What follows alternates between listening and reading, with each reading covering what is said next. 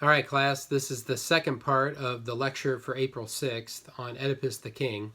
And I want to back up a little bit from where I was. I was a little distracted by the battery running low, and I don't want to miss this important thing.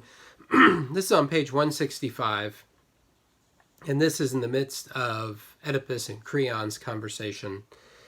And Oedipus says, "No messenger, no fellow traveler saw what happened, someone to cross-examine?" Again, his ongoing series of questions. Creon says, "No, they were all killed but one. He escaped, terrified. He could tell us nothing clearly, nothing of what he saw. Just one thing." And when somebody says, well, just one thing, you know it's going to be a very big thing. And this is a big thing. Oedipus says, "What's that? One thing could hold the key to it all. A small beginning gives us grounds for hope." And Creon says, "He said thieves attacked him. A whole band, not single-handed, cut Laius down." And that's going to become important later on in the telling. So hold that in mind. And then I mentioned that Oedipus has decided to go and investigate this himself. He is going to be their leader. He is going to be their savior if he can. And then we get the chorus on page 168. And as I mentioned a couple weeks ago, the chorus represents the average townsperson's view. And it's a pretty bleak view. On line 171, this is at the very beginning, the chorus says, "Racked with terror, terror shakes my heart. And I cry your wild cries, Apollo, healer of Delos. I worship you in dread. What now? What is your price? Some new sacrifice? Some ancient rite from the past? Come round again each spring? What will you bring to birth?" So it shows that the gods are enigmatic. They're hard to figure out. You don't know what pleases them. You don't know what angers them. You don't know if you're on their good side, and you don't know if you're on their bad side. "I worship you in dread," is what the chorus says. And so we keep that perspective in mind. As the chorus comes to Oedipus, Oedipus comes out of the palace on page 171. And the chorus is praying to the gods. And Oedipus says, "You pray to the gods? Let me grant your prayers." So there's a little bit of arrogance in Oedipus there. And you don't want to be arrogant when it comes to the gods. And he says, "I will speak out now as a stranger to the story, a stranger to the crime. If I'd been present then, there would have been no mystery, no long hunt without a clue in hand." But of course, everybody knows he was there when Laius was murdered. He was there because he killed Laius. He just doesn't know it yet. Okay, so he talks with the chorus, and kind of the next big scene is when Tiresias comes to talk to Oedipus. He's been summoned by Oedipus, and it appears that until just before Tiresias comes to Oedipus, he has forgotten who Oedipus is. He's forgotten his history. He's forgotten who Oedipus's parents were. And he only remembers once he's standing in front of Oedipus. And so Oedipus showers praise on Tiresias. This is on page 176. At the very bottom of Oedipus's speech, he says, "We are in your hands. For a man to help others with all his gifts and native strength, that is the noblest work." And Tiresias says, "How terrible to see the truth, when the truth is only pain to him who sees. I knew it well, but I put it from my mind, else I never would have come." So he had put the knowledge away from his mind and had forgotten when Oedipus summoned him. But he says, how terrible to see the truth, when the truth is only pain to him who sees. And Tiresias is a seer who has no physical sight, but he has a different kind of sight that enables him to see the truth. And he does see the truth about Oedipus, and it's only pain for Tiresias to know this. And Tiresias says, "Just send me home. You bear your burdens, I'll bear mine. It's better that way. Please believe me." So he wants to get out of it. He wants to be compassionate to Oedipus. He doesn't want to tell Oedipus who he is. Oedipus says, "Strange response. unlawful, unfriendly too to the state that bred and reared you. You withhold the word of God. And so Oedipus can't figure out, why is Tiresias unwilling to help? He's a seer, he has knowledge. And so to withhold knowledge would be unhelpful, and it would be wrong for Tiresias to do so. It goes against the city. And Tiresias says, I fail to see that your own words are so well timed. I'd rather not have the same thing said of me.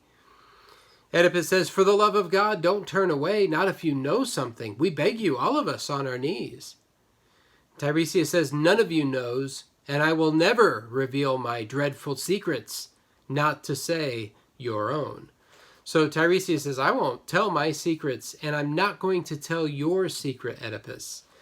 At this point, Oedipus has not thought in any way that he's personally involved in what's going on. He said, I'm a stranger to the crime that befell Laius. He considers himself an outside investigator. But Tiresias drops a hint that Oedipus is actually a part of the secret, even though he doesn't know it. Moving on from there, I'm going to skip a couple of things. But Oedipus begins to wonder if Tiresias is on the take. He begins to wonder if Tiresias has been paid off by somebody to work against Oedipus. And so Tiresias says on page 180, I say you are the murderer that you hunt. He doesn't say anything about Oedipus marrying his mother. That's the second part. But he does say that Oedipus is the murderer of Laius. Oedipus says, that obscenity, twice, by God, you'll pay, because Tiresias has already said that once. And Oedipus disregards what Tiresias has to say because he doesn't like it. He doesn't want to believe it. He just dismisses it out of hand. And so he wants to hear what Tiresias has to say, but because it doesn't make sense to him, he can't agree with it. He doesn't want to hear it.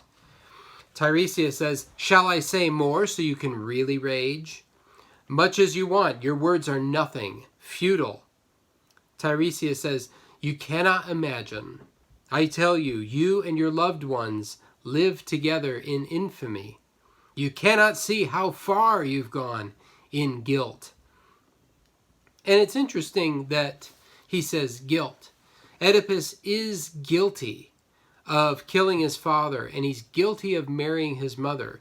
Now, he didn't know what he was doing when he did those things, but there is an objective sense about guilt that is true about Oedipus. The gods consider him guilty, whether he knew what he was doing or not, and thus the land has to be purged of the guilty one. Oedipus says, you've lost your power, stone blind, stone deaf, senses, eyes blind as stone. This is the top of page 181. And again, Tiresias really can see. He can't see with physical sight, but he can see with the more important sight that Oedipus is the guilty one. Tiresias says, I pity you, flinging at me the very insults each man here will fling at you so soon. Oedipus says, blind, lost in the night, endless night that nursed you. You can't hurt me or anyone else who sees the light. Because Oedipus thinks he sees the light, but he really doesn't. You can never touch me. Tiresias says, true, it is not your fate to fall at my hands. Apollo is quite enough, and he will take some pains to work this out. Oedipus says, Creon, is this conspiracy his or yours? So Oedipus, who's kind of paranoid, remember he said, I'm going to try to find out who killed Laius, not just to honor Laius, but because somebody may come after me. So he's suspicious that somebody might come after him, and now he suspects that Creon and Tiresias are in cahoots. Tiresias says, Creon is not your downfall. No, you are your own. So on page 182, there's a lengthy retort by Oedipus, and I'm not going to read the whole thing, but I will read the second paragraph, where Oedipus says, come here, you pious fraud. Tell me, when did you ever prove yourself a prophet? When the Sphinx, that chanting fury, kept her death watch here? Why silent then? Not a word to set our people free. There was a riddle, not for some passerby to solve. It cried out for a prophet. Where were you? Did you rise to the crisis? Not a word. You and your birds, your gods, nothing. No, but I came by, Oedipus the ignorant. I stopped the Sphinx. With no help from the birds, the flight of my own intelligence hit the mark. So it shows that Oedipus has not that much regard for prophecy, because after all, it was not a prophet who defeated the Sphinx. If prophets are all powerful and they can convey the words of God, then where was Tiresias when the Sphinx was terrorizing Thebes? Instead, Oedipus, who's just relying on his own keen intelligence, was able to defeat the Sphinx. So that's the point that he makes to Tiresias. And then Tiresias has the last word of sorts on page 183, starting with the second paragraph. So, you mock my blindness. Let me tell you this. You, with your precious eyes, you're blind to the corruption of your life, to the house you live in, those you live with. Who are your parents? Do you know? All unknowing, you are the scourge of your own flesh and blood, the dead below the earth, which would be Laius, and the living here above. And the double lash of your mother and your father's curse will whip you from this land one day, their footfall treading you down in terror, darkness shrouding your eyes that now can see the light. And there's kind of a foreshadowing of him gouging out his eyes with Jocasta's brooches. Soon, soon you'll scream aloud. What haven won't reverberate? What rock of Cithaeron won't scream back in echo? Cithaeron is the place where Oedipus was left as a baby. The day that you learn about your marriage, the wedding march you sang into your halls, the lusty voyage home to the fatal harbor, and a crowd of other horrors you'd never dream will level you with yourself and all your children. There, now smear us with insults, Creon, myself, and every word I've said.